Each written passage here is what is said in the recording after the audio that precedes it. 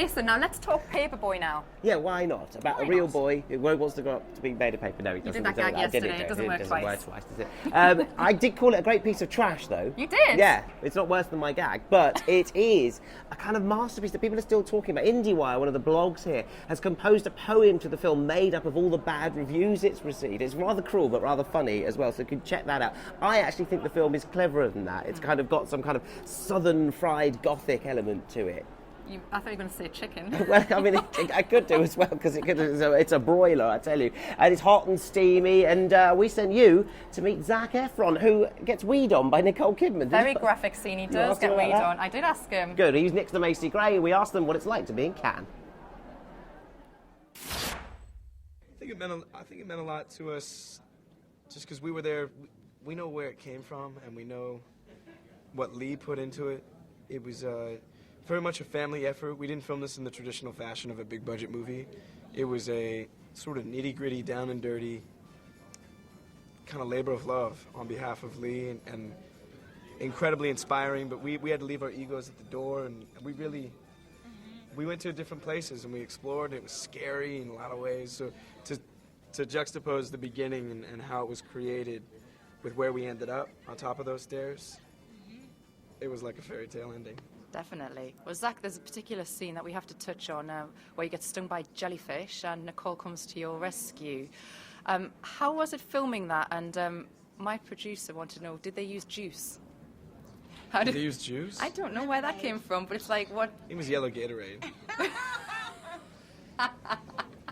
Absolutely. No, it was, there wasn't, I mean, aside from the fact that, I mean, literally it was an awkward scenario. I mean, we took it dead serious. There was nothing funny about it in the moment. And I think that was Nicole. I really admire how fearless she was, and how much she believed it and went for it, you know, in that scene. Because it was scarier for her than for me. You know, I just got to sort of enjoy it. In a weird kind of way, you enjoyed it, yeah. I mean, for you, this is It was a bit, I tell you what, but looking up at that image was pretty funny. She's up, close her eyes. I peeked a little bit. Right in her crotch, he was peeking. It's a bit of a new direction for you, this film, as well, ZAC, isn't it? I mean, was that a conscious decision to kind of move away from other stuff that you've done? It was a conscious decision. I've just been waiting for the opportunity, you know, and really, you know, there was a lot of things that we said no to in an effort to wait for just one chance to do something like this. And I'm forever grateful to Lee for believing in me and giving me this opportunity to just to do something completely different, you know. And I mean, he's honest with me. The whole town said not to hire me, you know, and I just, yeah, you know, because I had this sort of thing that I was stuck in, and I just am grateful that he didn't care about that at all. He believed in me and believed I could do it, and that means I would go to the end of the earth and back for that man. So is that something that both of you have to face in both acting and music as well, where you have to live up almost to people's perceptions, and you run the risk of being pigeonholed and seen as only being able to do one thing? Is it difficult to break out of that? Yeah, I think so, because it's people like see something and then that's it for you, because they only see you for the moment. Like they hear your song or they watch your movie, so that's all they know of you. And then when you get written off of it, then. Yeah, and if you try to mix it up, then you know, I think people get nervous about mixing that up because people might get confused or turned up. I don't know what it is, but I just think we're also capable of so many things, you know, and it's kind of absurd to expect you to do one thing.